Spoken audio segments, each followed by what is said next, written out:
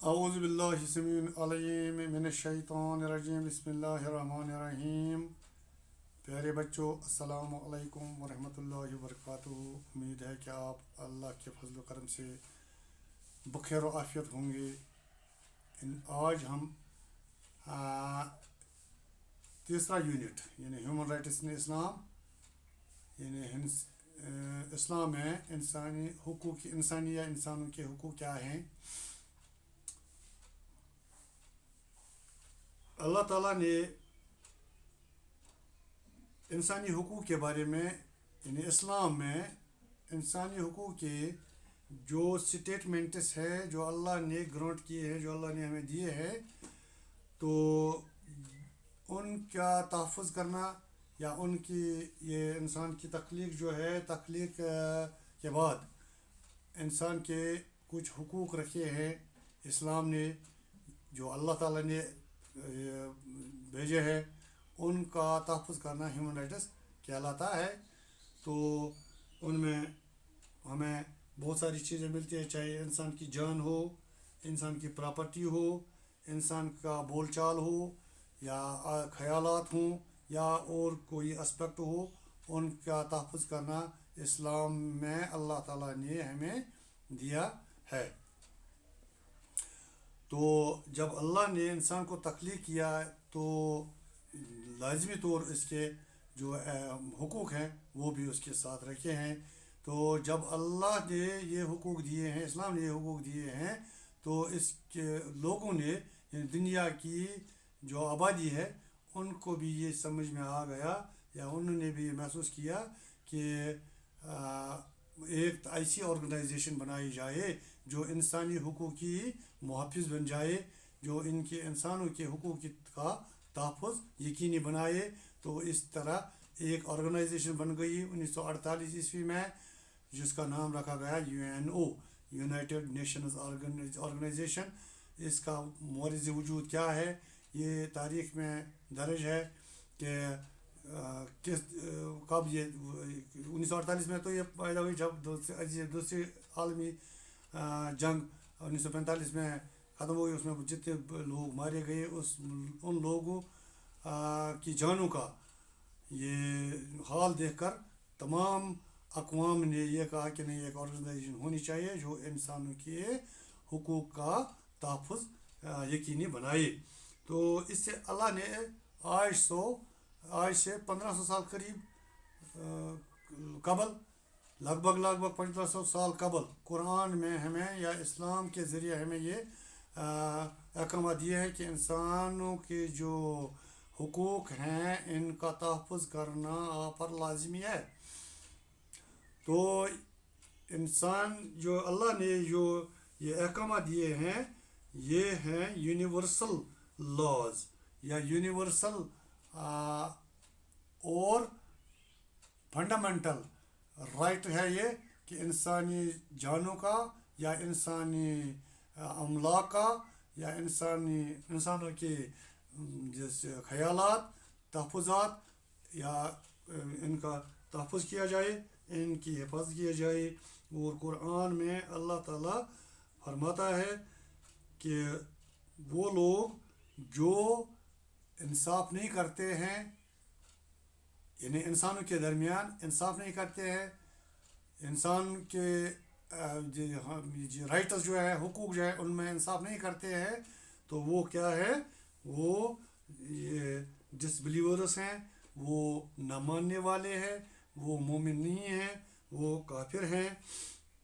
اسی طرح اللہ تعالیٰ فرماتا ہے کہ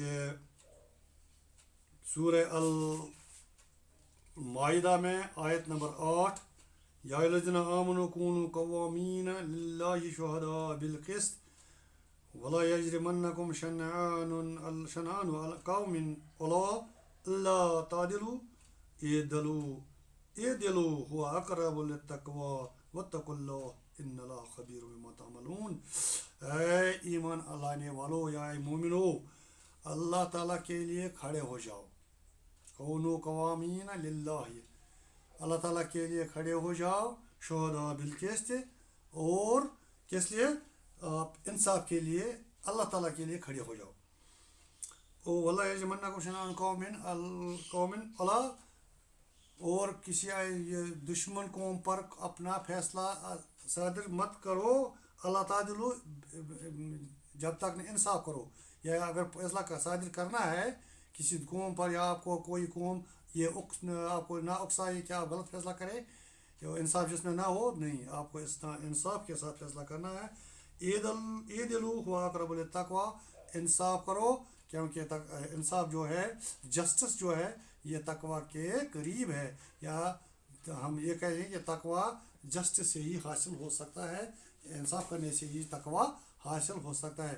جب بھی انسان کو انصاف کرے گا تو اس کے سمجھ میں آئے گا کہ انسان کے جو رائٹس ہے, ہیومن رائٹس جو ہے, ان کا ویلیو کیا ہے, تو ان کی حفاظت کیسے کرنی ہے, ان کی حفاظت لازماً کرنی ہے. واتقوا اللہ, اللہ سے ڈرتے رہو. ان اللہ خبیر بما تعملون, آپ یہ اللہ تعالیٰ بالکل جانتا ہے, باخبر ہے اس سے کہ آپ کیا کرتے ہیں. کوئی یہ مت سوچے کہ اللہ تعالیٰ نہیں دیکھتا ہے, یا اسے معلوم نہیں ہے کہ ہم نے کیا کیا, کشمیریوں کے ساتھ کیا کیا, انڈینز کے ساتھ کیا کیا, ہندوستانیوں کو انگریزوں نے غلام بنایا. تو یہ سب اللہ تعالیٰ جانتا ہے. تو آج کے دور میں کیا ہو رہا ہے, یا پچھلے دور میں کیا ہوا ہے, یہ اللہ تعالیٰ اس سے پورا طرح باخبر ہے.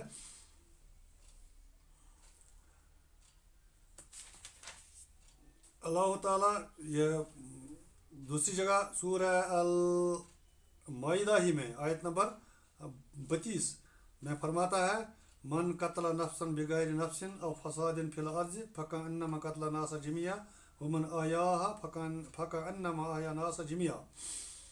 جس کسی نے بھی کسی انسان کو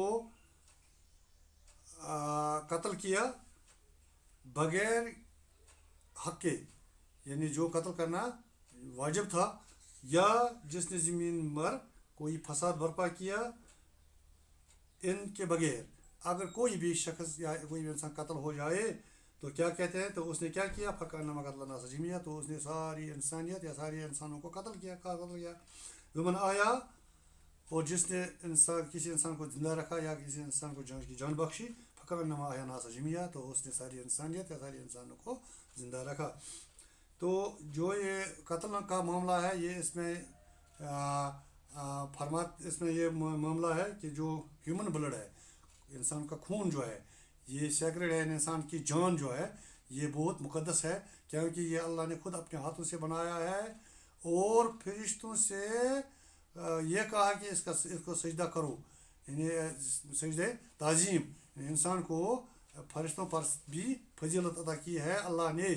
اسی لیے شاعر فرماتا ہے, فرشتے سے بہتر ہے انسان بننا, مگر اس میں پڑتی ہے محنت زیادہ.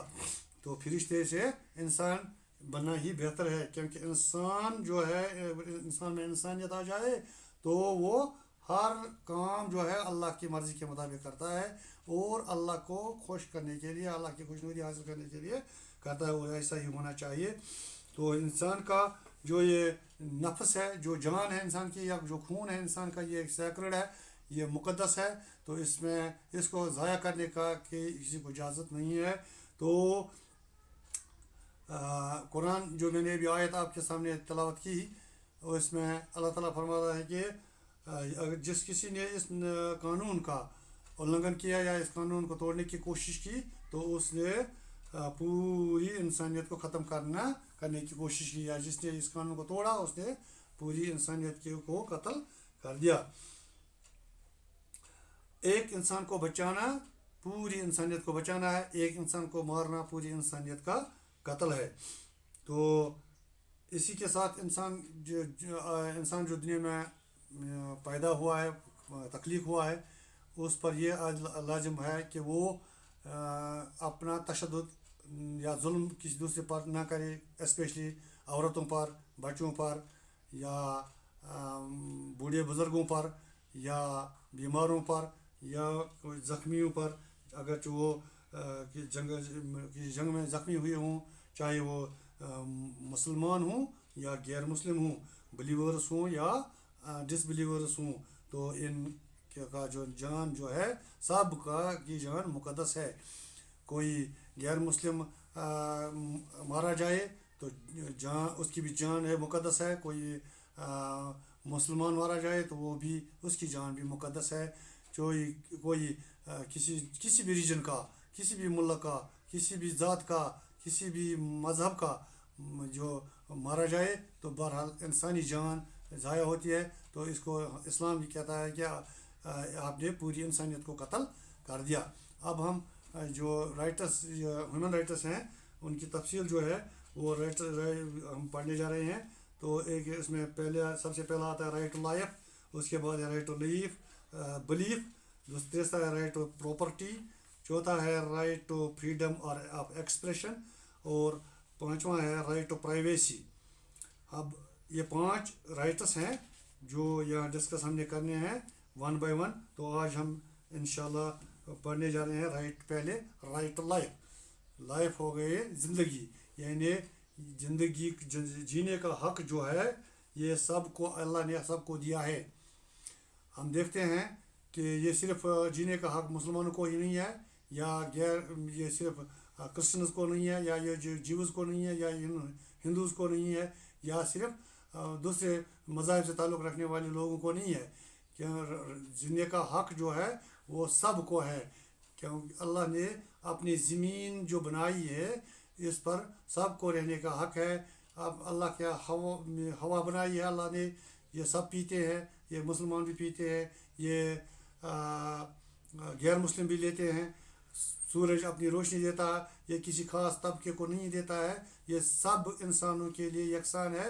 انسان کی بقا کے لیے یہ اللہ نے ان کو یہ حق دیا ہے. جب اللہ نے یہ حق دیا ہے زندہ رہنے کا, تو انسان کی مجال کیا ہے کہ وہ کسی کی جان کے در پہ آزار ہو جائے. تو اس سے پرہیز کرنا چاہیے.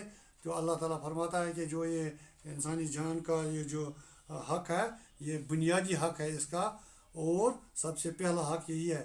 تو سب سے پہلا ضروری ہے, لازمی ہے, کیونکہ جب انسان زندہ رہے تو دوسرے حقوق بھی اس کو مل جائیں.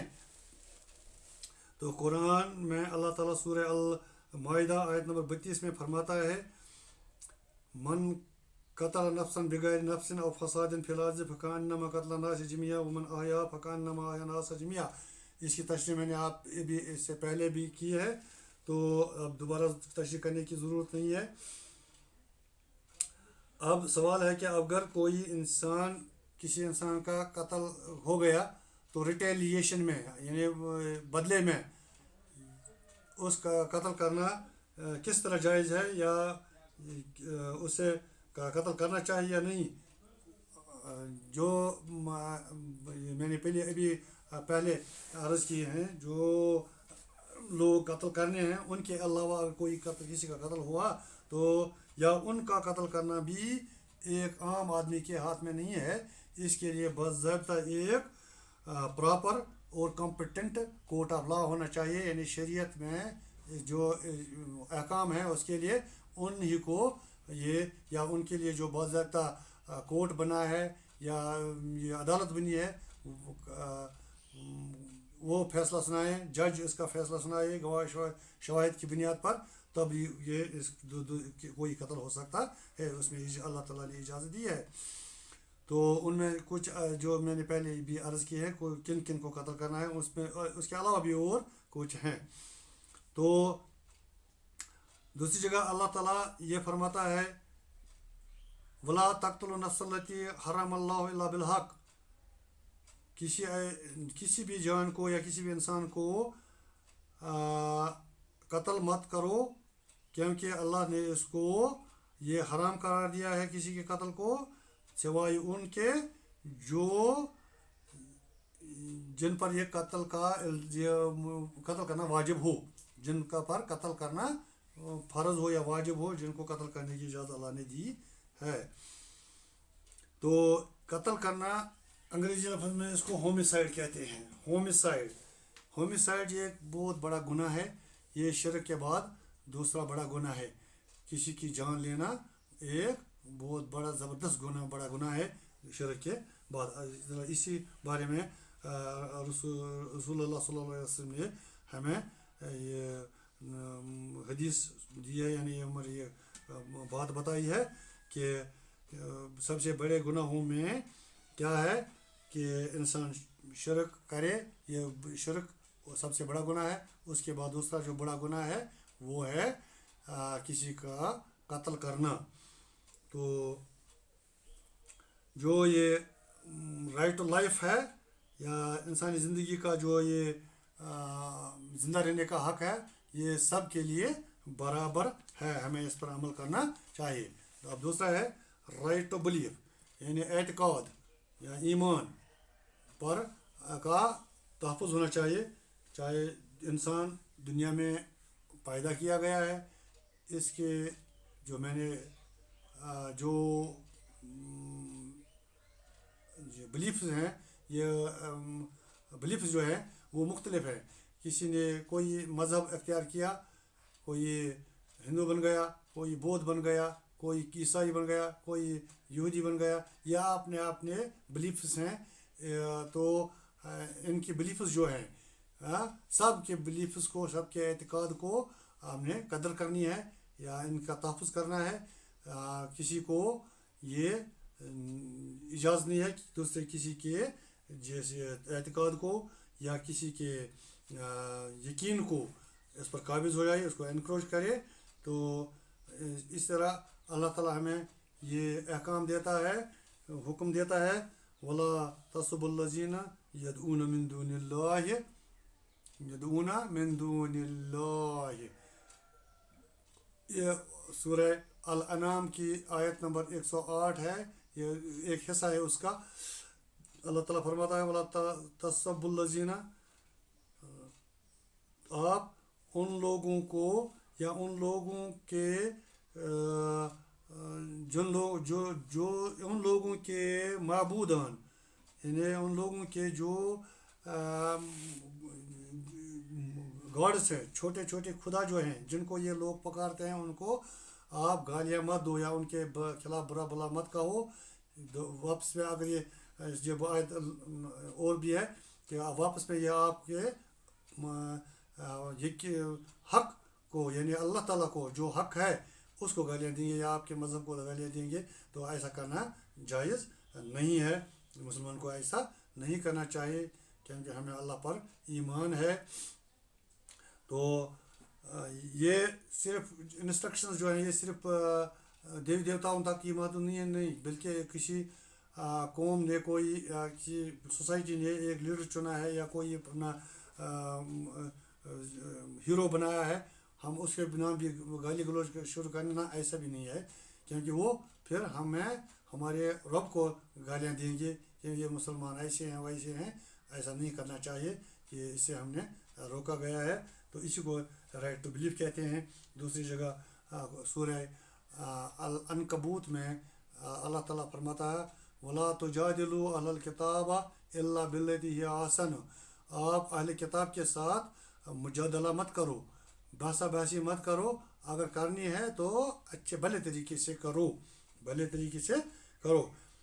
تو یہ ڈبیٹس جو ہیں یہ اسلام نے منع نہیں کیے ہیں, ڈبیٹس کرنے ہیں لیکن احسن طریقے سے, بہترین طریقے سے, تاکہ خدا کا قانون جو ہے, خدا کے احکامات جو ہیں وہ نافذ العمل ہو جائیں, خود بھی عمل کریں اور دوسروں کو بھی اس کی تلقین کریں. پھر دوسری بات ہے کوئی مانے یا نہ مانے, لیکن بات تو پہنچانی ہے. اس یہی ہمارا کام ہے, کیونکہ ہمیں حکم دیا گیا ہے کہ تأمرون بالمعروف وینہون عن المنکر, ہمیں نیکیوں کا حکم کرنا ہے اور برائیوں سے روکنے ہیں. لیکن ہمارے ہاتھ میں کوئی ڈنڈا نہیں ہے, کوئی قانون, کوئی حکومت نہیں ہے کہ ہم زبردستی لوگوں کو اپنی طرف مائل کریں. نہیں جی, ہمارا یہ حکم ماننا ہے, یہ آپ مرضی ہے اب انسان کو, آپ ہمیں صرف ان کو احکام دینے ہیں, خبردار کرنا ہے. جس طرح انبیاء علیہ السلام نے لوگوں کو خبردار کیا ہے, اللہ تعالیٰ کے احکامات سے باخبر کرایا ہے ریویلڈ بکس کی جانب ذریعے. تو ہمیں بھی ایسا ہی کام کرنا ہے کہ تو آگے اللہ کی مرضی ہے, جس کو ہدایت کرنا ہو وہ اللہ کے ہاتھ میں ہے, یہ ہدایت کرنا ہمارے کسی کے ہاتھ میں نہیں ہے. تو باقی یہ میں یہی کہوں گا کہ کسی کے بلیف, کسی کے اعتقاد کو ٹھیس نہیں پہنچانی چاہیے. تو آخر پر فیصلہ تو اللہ کے ہاتھ میں ہے. یہاں سے جا کر وہاں سب انشاءاللہ دیکھیں گے کہ کون حق پر ہے اور کون حق پر تھا. وما علینا الا البلاغ. آج کے لیے اتنا ہی. انشاءاللہ کل ملیں گے. رائٹ ٹو پراپرٹی اگر زندہ رہے تو. السلام علیکم.